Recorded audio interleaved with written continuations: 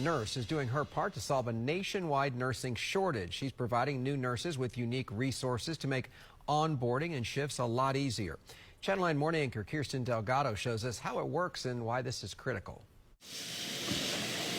With every step, Nurse Meg Harrell isn't just burning calories. As soon as I was training new nurses, I saw the gap. She's shaping minds. I was seeing things getting missed by new grads who were just very overwhelmed. They didn't draw the lab on time, they didn't give the medication on time.